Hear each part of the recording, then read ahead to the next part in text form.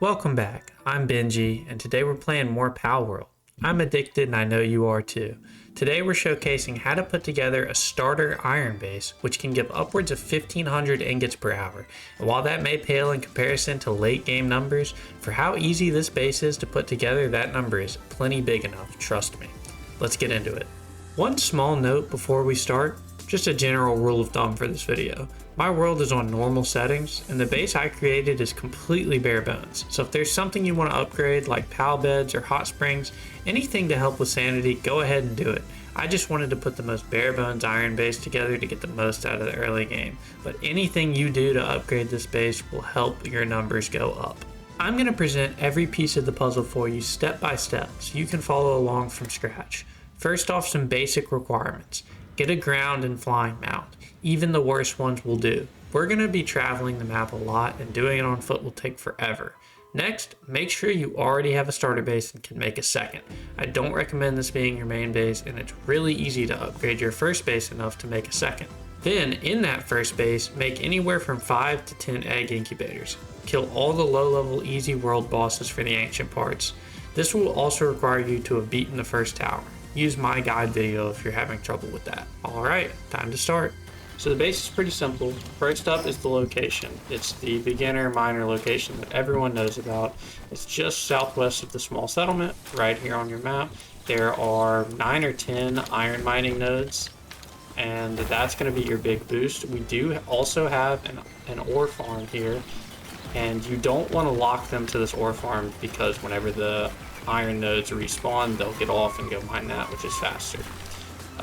Base placement isn't as important late in the game because you can get these ore mines, but early in the game for a boost, you want these to spawn, you want more efficiency. So anywhere like this, there's tons of spots on the map, but this is the one I chose. Alright, so we're going to be going through what pals are actually at the base, and this is going to be the base in its weakest form. I only have 10 slots for the pals filled out.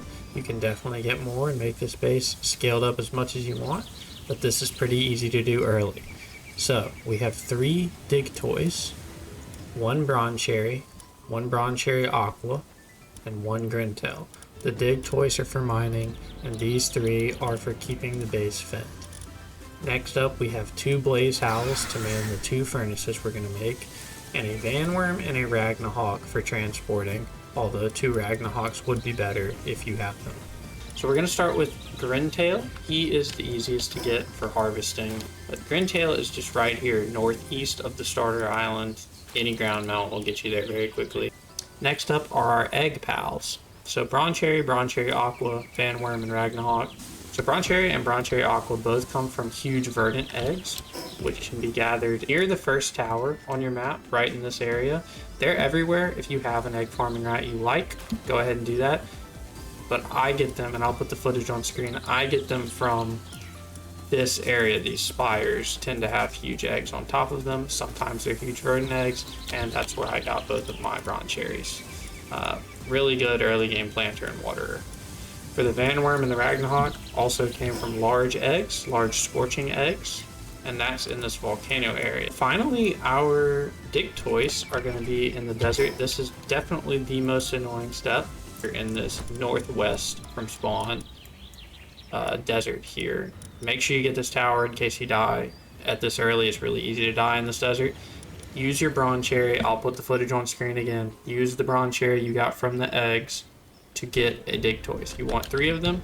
Make sure you check their traits because sometimes they can have really bad work speed traits. So once you get the Digtoise on your team, he can be used in combat to get Blaze Howl. Blaze Howl is just west of the desert at level 30.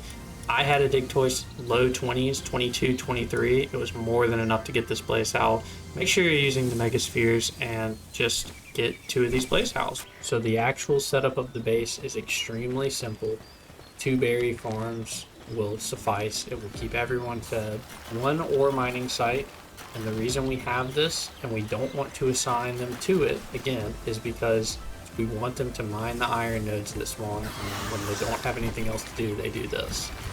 Then, lastly, we just have 2 primitive furnaces. All of this can be upgraded when you can to make it faster, this is just how I have it right now, and it's working great.